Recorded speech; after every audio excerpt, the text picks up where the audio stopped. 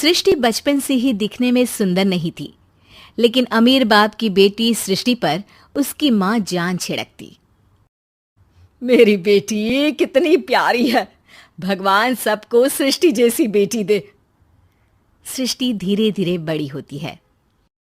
एक दिन सृष्टि की सहेली कहती है, तू दिखने में कितनी अजीब सी है, लेकिन मैं जानती हूँ हम सब में सबसे अच्छी शादी तो तेरी ही होगी। तेरे पापा अमीर जो हैं। और बता नहीं सकते यार, दहेज तो हर कोई देता है, ये क्या ज्यादा ले जाएगी अपने पति के लिए? अरे बड़े शहर में कोठी है इसके पापा की। अरे पापा की है ना, कौन सी इसकी है? इसकी होती तब तो कोई भी लड़का इससे शादी कर लेता। अरे पापा की मतलब पापा की है तो मेरी ही है ना? किसने कहा? अब तेरी तो तब होगी ना जब तेरा भाई ना हो। वैसे भी शादी के बाद सारी प्रॉपर्टी भाई के नाम होती है। सृष्टि समझ जाती है कि उसे किसी भी हालत में माँ बाप की सारी प्रॉपर्टी को अपने नाम करना है, लेकिन कैसे? एक दिन सृष्टि का भाई शीनू कहता है, बहन क्या कर रही है? तुझसे एक बात करनी है। अरे हाँ हाँ करना, मैं तो तेरी बहन हूँ। बहन मेरी लाइफ में ना एक लड़की है, बहुत अच्छी है। मैं सोच रहा हूँ माँ और पापा से बात करूँ शादी के लिए। सृष्टि को समझ में आ जाता है कि भाई की शादी होते ही भाभी उसे एक दिन भी घर में बर्दाश्त नहीं करेगी। क्या बात है भाई, बताना कौन है वो? यार वो बहुत अच्छी लड़की है, पढ़ी लिखी है, मेरे साथ जॉब भी करती है। बस एक प्रॉब्लम है। हाँ प्रॉब्लम? क्या प्रॉब्लम है भाई? यार वो शादीशुदा है, लेकिन उसके पति ने उसे सिर्फ इसलिए छोड़ दिया क्योंकि उसके माँ बाप दहेज नहीं दे पाए। सृष्टि ये सुनकर न जाने क्यों खुश हो जाती है। अरे भाई तो क्या हुआ, लड़की तुझे तो पसंद है ना? शीनू को लगता है कि बहन उसे समझ रही है।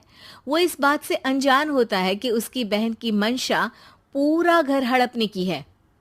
सृष्टि अपनी माँ से कहती है, मम्मी मुझे तो बहुत चिंता है, पता है शीनू क्या कर रहा है? अरे क्या कर रहा है, वो तो काम पर जाता है और वापस घर आता है। नहीं ना माँ, वो यही तो नहीं कर रहा, बाकी सब कर रहा है।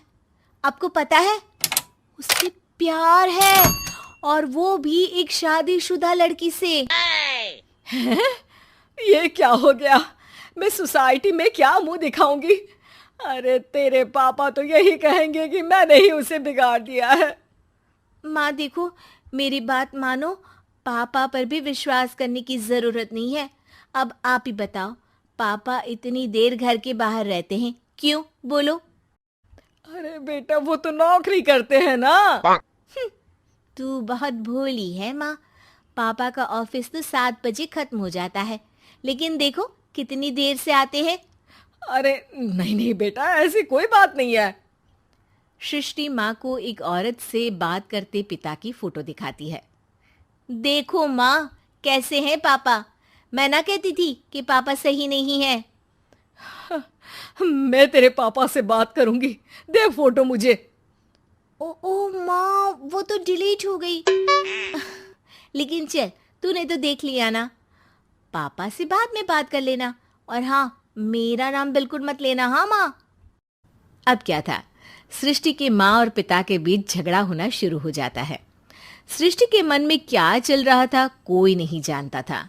एक दिन, माँ सृष्टि के लिए एक लड़का देखा है, वो लोग शाम को उसे देखने आने वाले हैं।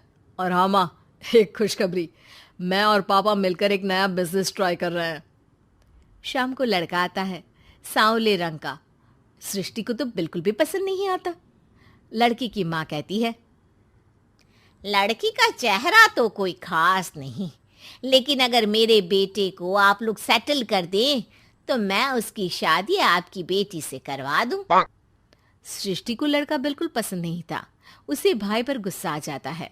लड़के वालों के जाने के बाद कहती है, माँ देखा शीनू मेरे लिए कैसा लड़का लेकर आया, न दिखाने लायक न सुनने लायक, सेटल भी नहीं, वो भी हम करे। अरे माँ, मैं जानती हूँ ये मेरी शादी किसी भी घर में क्यों करवाना चाहता है। अरे कैसी बात कर रही है बहन? तूने तो देखा ना, लड़के को मैंने ही मना कर दिया तुझसे शादी के लिए। जिसने लड़का बताया था उसने उसकी बहुत तारीफ की थी।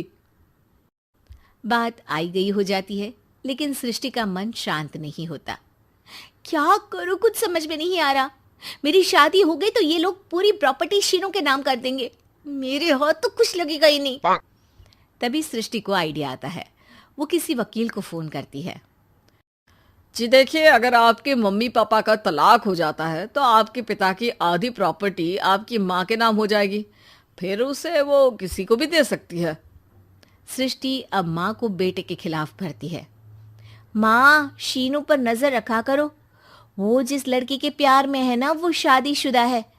यहाँ आएगी, सारा पैसा, रुपया, जमीन, जायदाद सब हड़प लेगी। पापा का भी हाल तुमसे छुपा नहीं है। ऐसा ना हो कि मैं और आप एक दिन सड़क पर भीख मांगे। हे भगवान, मैं तो जीते जी मर जाऊंगी अगर ऐसा हो गया तो। ऐसा हो गया नहीं माँ, ऐसा ही होगा। अभी समय है, आगे का सोच लो। मैं तो कहती हूँ पापा से आधी प्रॉपर्टी लेकर अलग हो जाओ। पापा की आधी प्रॉपर्टी भी हम लोगों को अगर मिल जाती है ना, तो अगले 7 जन्म सफल समझो। बेचारी माँ बेटी के कहने पर पति से तलाक लेकर अलग हो जाती है। सृष्टि अब पैसों से गाड़ी और अपने दूसरे महंगे शौक पूरे करने लगी। उसके दोस्त भी उसके पैसे इस्तेमाल करते। सृष्टि, कल तुम कहाँ थी? मैं सारा दिन घर पर अकेली थी। तो मैं क्या करूं? मैंने ठेका तो नहीं लिया है ना तुम्हें संभालने का। माँ को सृष्टि से ये उम्मीद नहीं थी। वो बैठकर रोने लगती है। वहीं उसका पति यानी कि सृष्टि के पिता आ जाते हैं। मैं जानता था कि तुम्हारा यही हाल होगा, तो आपने मुझे रोका क्यों नहीं? मैं रोकता तो तुम रुकती क्या? सृष्टि के कहने पर तुमने मुझ पर अपने बेटे पर शक किया, लेकिन तुम ये भूल गई कि कैसे हम दोनों ने मिलकर जीवन में इतना सब खड़ा किया। माँ पति के गले लग जाती है। मुझे माफ कर दीजिए, मैंने आपकी कमाई का एक बड़ा हिस्सा गवा दिया। कोई बात नहीं, तुम साथ हो तो मैं ऐसी 7 प्रॉपर्टी खड़ी कर दूंगा। तभी वहां सृष्टि आ जाती है रोते हुए। माँ, मयंक ने मुझे छोड़ दिया। वो बोल रहा था जब तक मेरे पास पैसे थे तब तक ही वो मेरे साथ था। पापा, माँ, मुझे माफ कर दीजिए।